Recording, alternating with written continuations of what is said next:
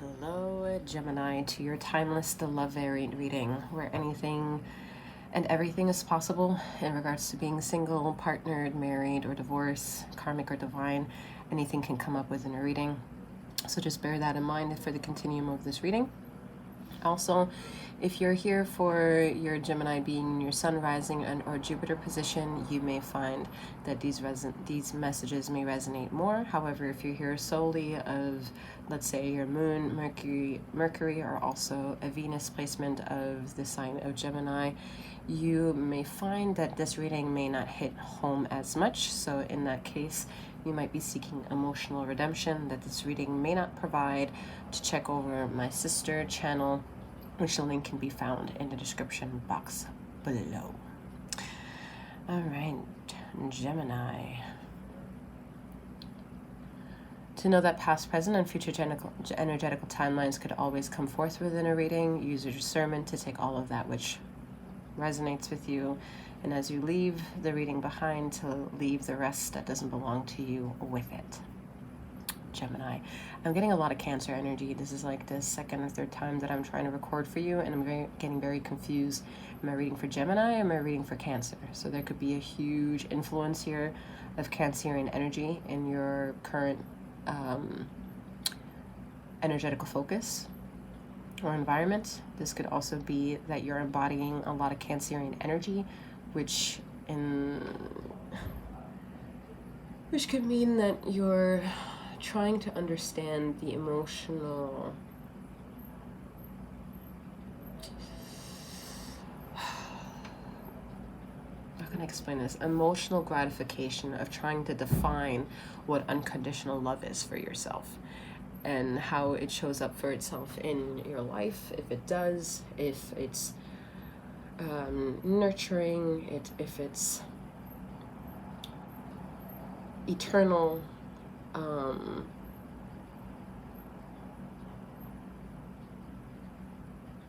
It's like, it's not about second guessing the energy that you have to yourself. It's more of like, it's too good to be true. Because I think some of you have had very chaotic past relationships, especially when it has to do with drugs, a relationship to drugs or addiction. And even telling yourself back then that you don't claim to the life that you've subjected yourself to at that moment of or time period of your life, but also not really believing that you could get out of it. And then you're seeing your life what it is now, and you're like, wow, I made it. And you're genuinely very proud of yourself, which is very beautiful. And I think that's why a lot of Cancerian energy is coming up, because in the way that you may understand it, as the narrative to be read back to you, is that your family might be very of utmost importance now, more so than ever, especially being more emotionally available to what and how you define family to be. Whether it has something to do with being in a mixed household before, where your role was to be a mommy or a daddy, but those weren't your children, but no longer a part of that family. It's taking that carbon footprint of your life and forcing that narrative to define a version of context that if somebody were to ask you why and what makes family, you'll be able to be satisfied with the answer that you'd give to that question. And all the thought processes, all the emotions that come for you to be able to either bring an answer that you trust yourself for believing and giving is difficult for you to kind of be more proud of, because you can tell within that definition or that outspokenness, you've battled a lot of intimate battles for yourself that maybe not a lot of other people can see or read about you, but they're trophies to be proud of for how far you've come with all the betrayal that you may have perpetuated onto yourself, or been a victim about somebody else's abuse.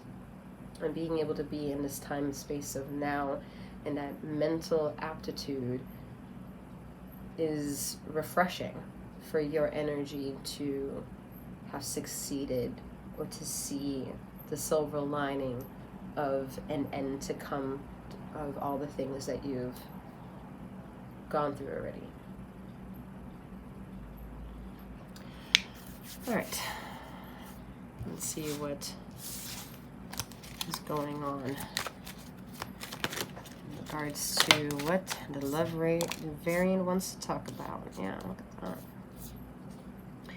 I mean, Gemini, your energy is coming through with the Lover's card being associated to Gemini energy.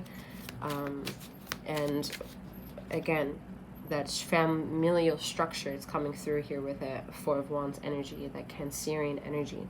Cancerians are very proud of family. They're very proud of home. They're very proud to share the space with other individuals that they deem as a home.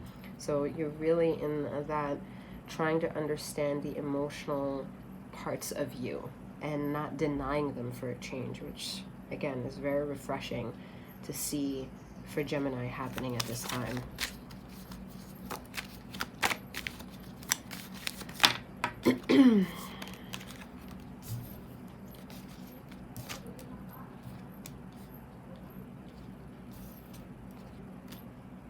I was just going to say, some of you have left things in the past and you've conquered them. The Five of Cups energy doesn't look very juicy, but it does tell a good story, because that's what you're focused on. You're focused on telling a good story, but just allowing the quote-unquote shadow aspects to focus on the things that you know were the reason why we can label them as either missed opportunities or sacrilegious behavior, or even regrets or mistakes, and allow them to focus on that narrative. Because it's not that you want to be in the misery of that company, but more so wanting to understand what richness you can gain from looking at your life from a lens of what needs to be more polished, what needs to be more excited, what needs to be healed, what needs to be uprooted. And with you becoming more emotionally available, you're learning the importance of the positive twist that the Five of Cups has, which means don't be afraid to turn around. The mysticism of the power of what the Five of Cups can be is trusting the other side of quote-unquote negative energy, that there's also good things to be found.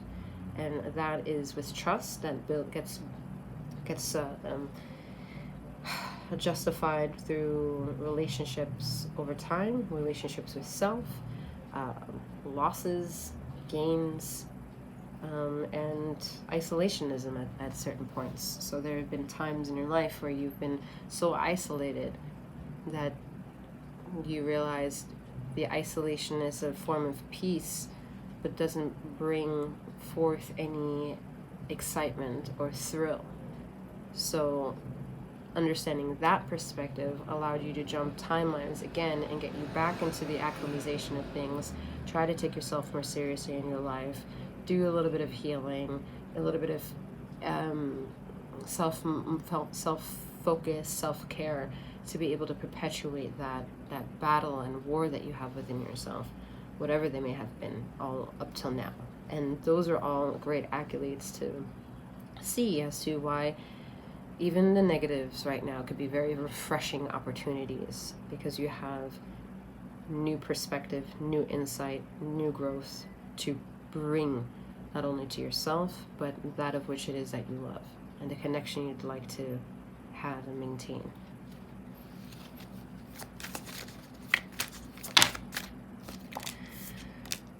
So yeah, you're holding on to the things that you want to maintain, all right? The Three of Wands is anticipatory energy. It's almost like the positive twist that we couldn't see with the Five of Cups, right? But it was red, that there's something to look forward to. And that proves that you've done a lot of healing, a lot of thinking in your isolation moments, and a lot of planning.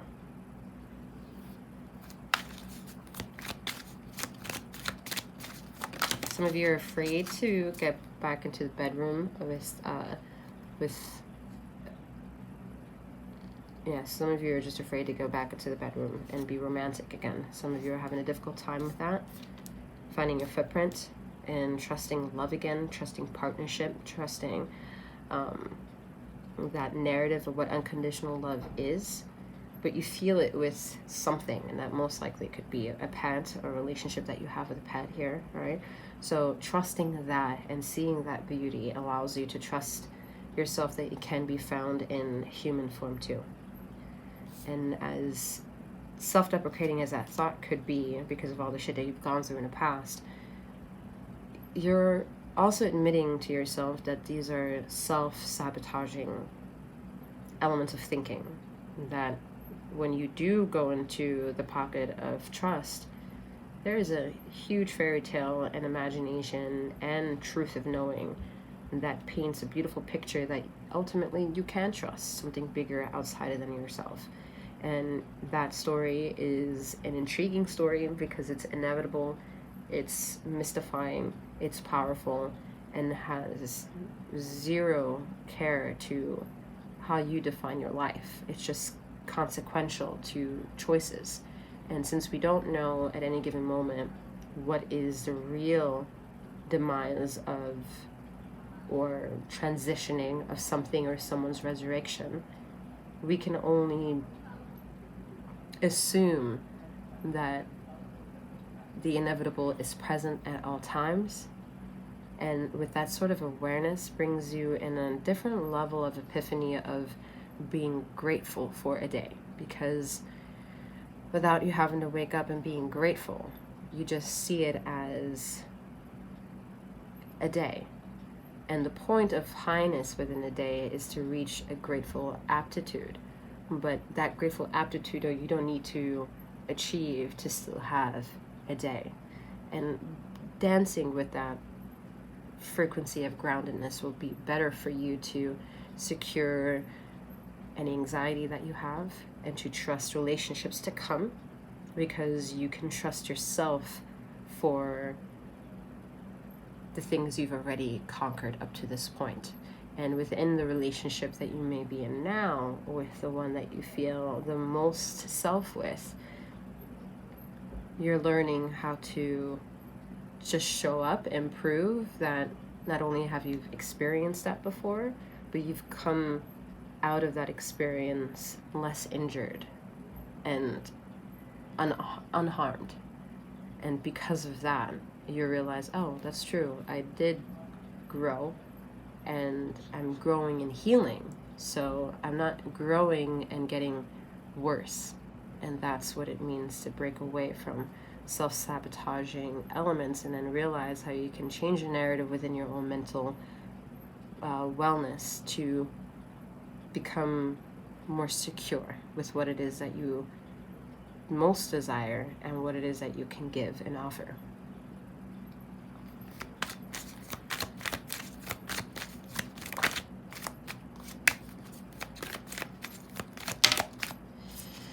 Look at that, 10 of Pentacles.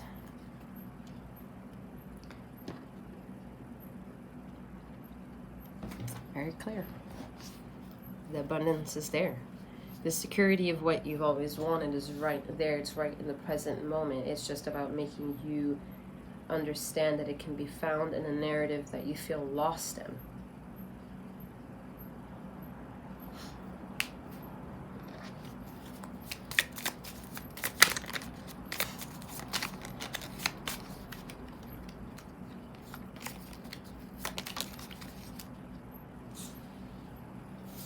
Someone's health is being sabotaged a bit. It's coming from not trusting the loudest energy within you. There's a loudest energy right now and you don't trust it, you want to ignore it, and so it's causing disease, it's causing toxicity, it's causing a sinus infection, the new allergies, it's causing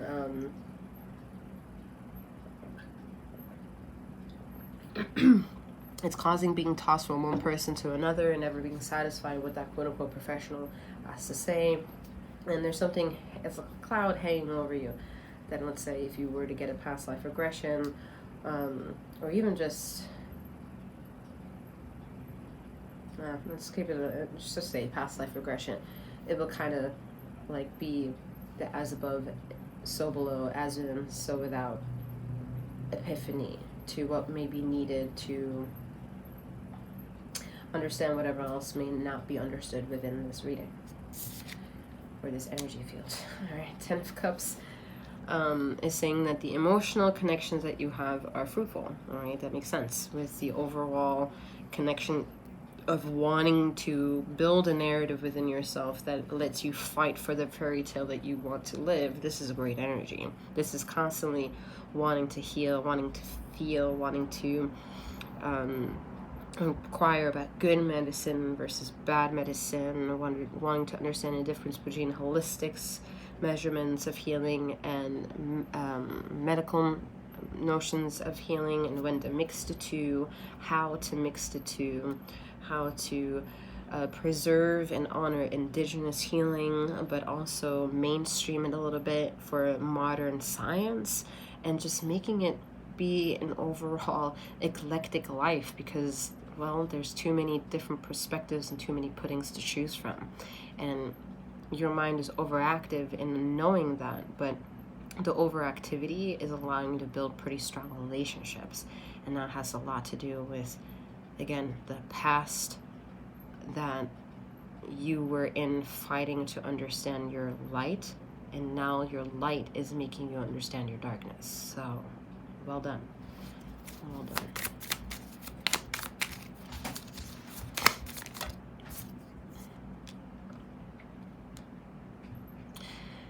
Some of the darkness is because of this need to fulfill emotional availability and not develop emotional codependency will trigger individuals in your life, whether or not you're loyal. You bring a lot of third-party energy to yourself. You're very flirtatious. You're very charming. You can trigger a lot of juicy feelings in other people, so it makes them intoxicated to become intoxicated by your energy and your forthright and your forthcoming attitude, and your presence is very charming to a lot of people. So if there is one partner that you did claim to be in a form of devotion to, it's being triggered by you hinting at the overreaching relationships that you're building with other people, because that partner is maybe less mature than you to handle what it means to be actually proud of all the connections that you're doing. So third party energy is, of course, always a crux, because as soon as you mention it, people always think, oh, you're cheating on me, oh, you're doing something that I can't trust within you. And all it essentially does is trigger shadow aspects with other people. It proves what their unhealed wounds are. It proves what their triggers are that are negatively inducing, and not eternally, like, how can I say, not even forthcoming, but perpetuating growth. It's more of like misery loves company kind of energy, because this person is intoxicated by your presence, Gemini, and then these people talk amongst each other, and then you come up in conversation, and then all these emotions fly around, and these emotions fly around and they cause chaotic energy. So that's what the ultimate partner, if this resonates, is feeling, that your love is spread all over the fucking place instead of like giving me all the love, right? And but what this partner is not realizing is that, well, on a you and me aspect, it's always going to be me, myself, and I first, so that way I can be all of myself in the presence and absence of you, and you be understanding of what that means. That's a hard lesson for someone who doesn't understand why someone has maybe been awakened or has an enlightenment or yet, or is less woke than you, Gemini. It's hard information to process because it's just fucking hard. It's difficult. It's difficult to understand, oh, my emotions lead me somewhere. It's not the key to all of my existence, but emotions are so loud, and your reason comes and legitimizes it. So it's hard to kind of see what is truly wrong, but that is not your problem. And you're not even here in this reading making it your problem, which is also the third party element of like, oh God, you don't care about me.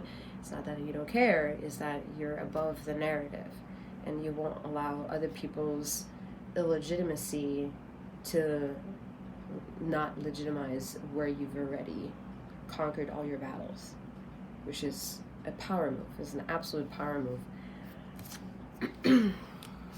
We have Daughter of Pentacles, so the power move is you seeing the kings to your own behavior, but this is also giving me that vibe of like Six of Wands energy, where you're victorious because of that rainbow over there, right? The rainbow sees and knows what he or she has gone through and will appreciate anything that red, orange, yellow, green, blue, indigo, and violet has to offer, as long as it's not darkness, all right? Because you've gone through it already.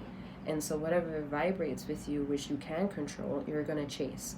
And the things you feel like you can't control, you're going to learn how to let go of, which means you're not going to pay attention to it. And if you don't pay attention to it, the people that will suffer because you're not paying attention to it.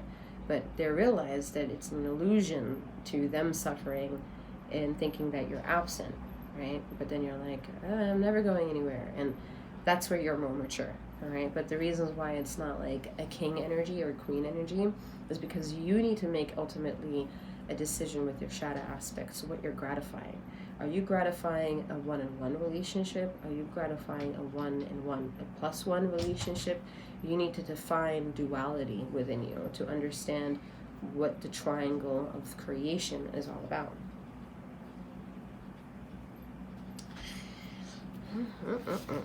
I wouldn't want to be in this shoe.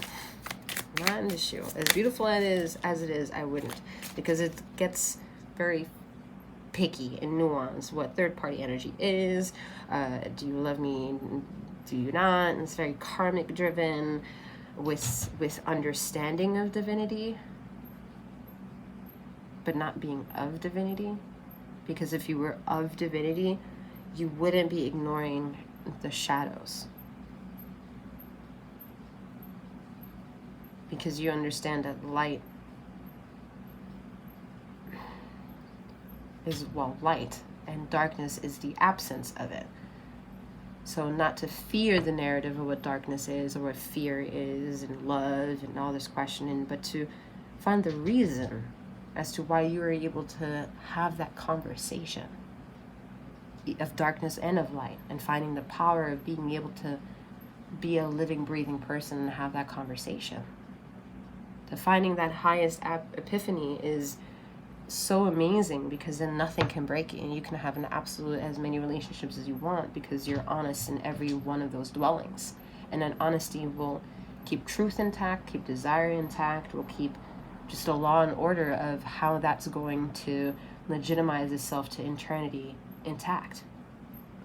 But you haven't mastered that part in an overall sense. And those are some of the shadow aspects that are not going to be dabbled in, because that's going to talk about emotional redemption.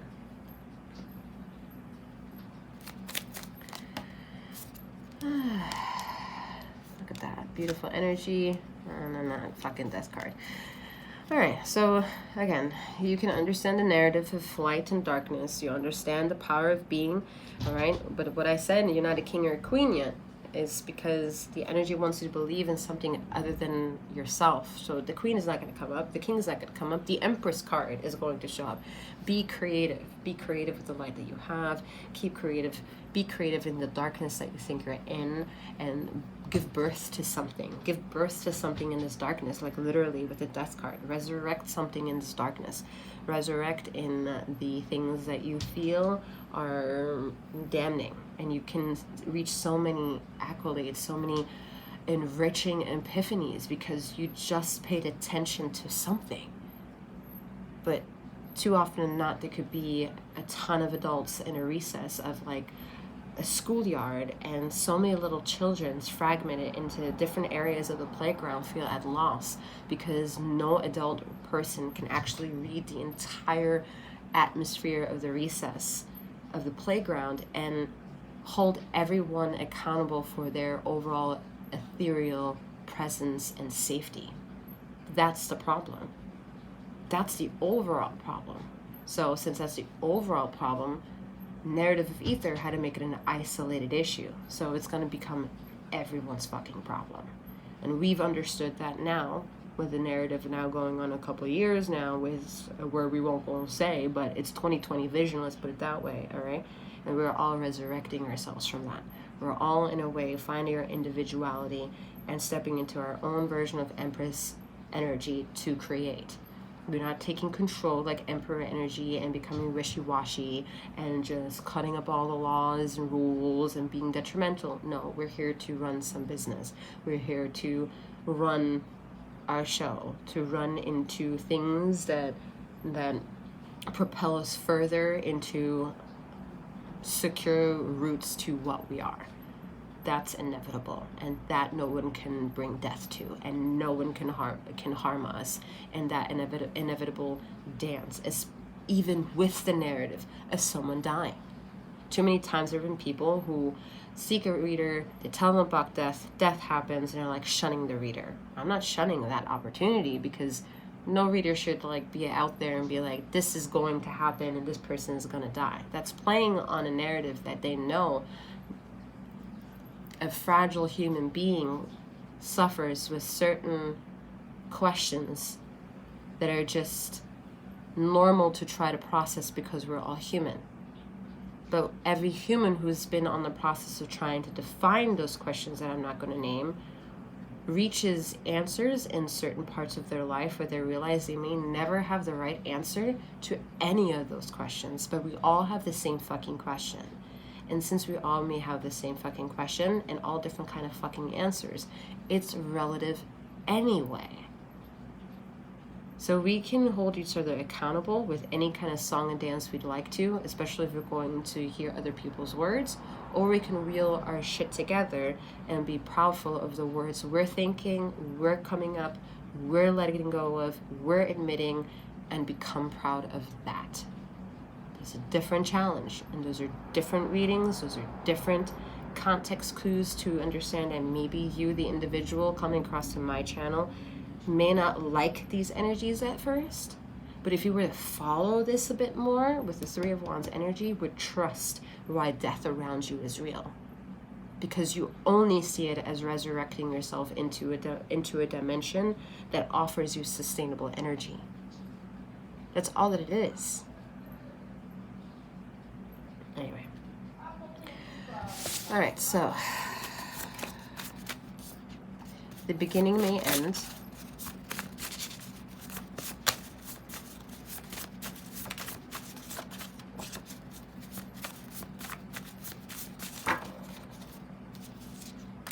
It's too many.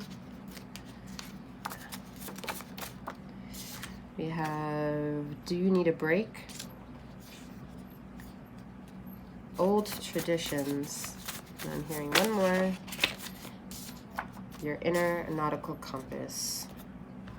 There you have it, Gemini. That is all that I have for you at this time. If you'd like any of my services, check out the description box below, or checking out my sister channel. I'm wishing you a wonderful morning, noon, or night, wherever you are in the ether of this time and space. And may you keep flowing, growing, and glowing. Take care.